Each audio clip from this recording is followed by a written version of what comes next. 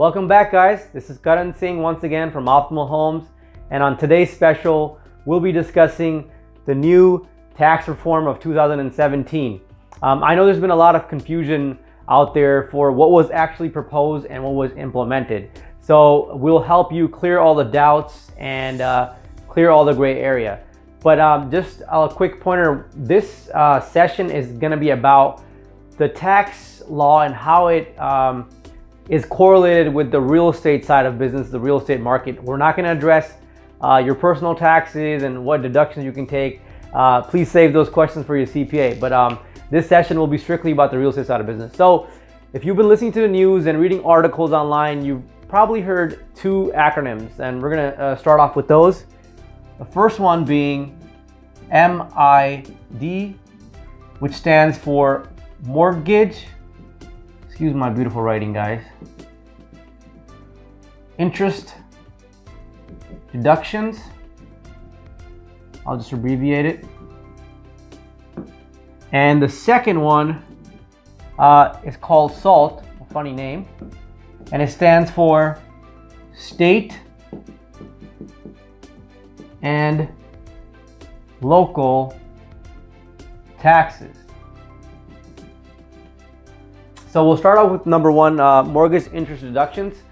The previous law under that provision said that if you owned a property or owned properties, you can deduct, if your mortgage was up to $1 million, you can deduct it as a mortgage interest. The law has been changed. The new law says that you can only go up to $750,000. So any loan amount which is above that, you cannot deduct mortgage interest on that. So how does it apply to us practically here living in the Bay Area or living in New York or other states in the country? So let's talk about the Bay Area. So if you're living in the Bay Area, you guys know where the house prices are. Say, for example, you're buying a house for $900,000. Now, that's going to eventually become a jumbo loan because it's a high price point. So you'll be putting 20% down. And after putting 20% down, if you guys can do the math, your loan amount will be around $720,000. So in that scenario, you can deduct mortgage interest. Now, if you go above that amount, or if you're in the price point of 1.1 million or 1.25 million or above, you cannot deduct mortgage interest. So people that are in that higher tier will be affected by this law, but it's not a substantial change. Why I say that is because the law before was $1 million and now it's to $750,000. It is definitely a change, but not a substantial one. There's been other confusion in the market that you cannot deduct interest on an investment property. Now that was proposed. I forgot what house proposed it, but they proposed that, but it was never implemented. So if you own an investment property and own a primary property, you can deduct mortgage interest on both properties as long as it fits that cap. So for example, your primary property, something got stuck. Your primary property is $400,000 and your secondary property mortgage is $350,000. If you add those two, it's $750,000. So in that scenario, you can deduct mortgage interest on both. Now, if it goes above that point, you will no longer be allowed to deduct mortgage interest. So it's a bummer for some people in that case. Also, if you have a home equity line of credit, which is a second mortgage against your home, you no longer can deduct interest on that. So if you look at this law as a whole, it's really affecting that upper tier that's looking to buy from 1.1 million to 1.25 million. Now that tier might already be benefiting from other parts of the tax code or the corporate taxes. So that's that. So let's move on to our second acronym, SALT, which stands for state and local taxes. So your property taxes are a primary part of this because they fall under your state and local taxes. So they have also put a cap on that.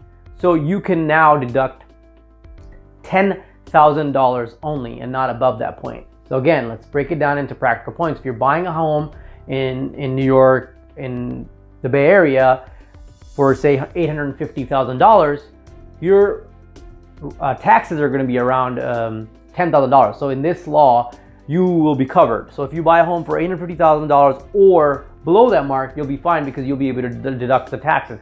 If you go up to the higher price point, above 950,000 and the million or million plus and 1.25 million and above, you will no longer, you can only deduct $10,000. So anything above that, you will not be able to deduct. Now, what does all this stuff that we just talked about mean to you, the buyer, the seller, people that own property, or the real estate market as a whole? So I feel that we're not going to see a slowdown in 2018. The low inventory and solid job market suggests that we're going to see, first of all, appreciation in properties and a higher demand in 2018. As a matter of fact, Fannie Mae and Freddie Mac, who's a secondary market, they buy all these loans from lenders, they put out a report that suggests that in 2018, the home activity in 2018 is going to be higher than 2017. Now, there's also been scare of a bubble, and you read about stuff online, different people are saying different things, but there are no signs of a bubble right now. The economy is flourishing, the job market is very solid, and you know, and also the mortgage industry, which you know was a big reason for the collapse that happened in the mid, you know, in 2006 and 2007.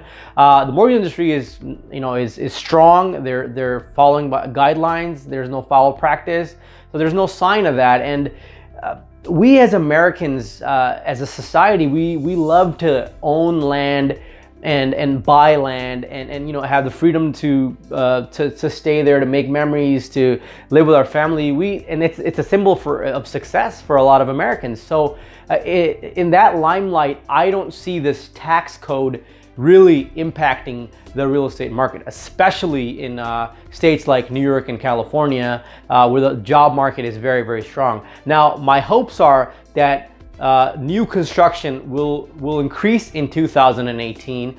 So until we can solve that problem where there's a lot more inventory in the market, the prices are going to continue to rise. So that's it for today, folks. And one more thing, I know I'm talking about all this. You know, I am in no way an advocate for this new law. I'm simply here to help you make wise decisions for your financial standing, and try to do my best to explain how this really impacts the real estate market. So, you know, this is what it is, and it's implemented, and you're all going to be affected by it in 2019. So let's make the best of it. Understand the law. Understand in black and white, and you know, and go and not panic. Just go out there and make the best decision. So if this video was helpful to you, please don't forget to share, like, and comment, and I'll do my best to respond to any questions that you guys have. Until next time, this is Karan Singh from Optimal Homes.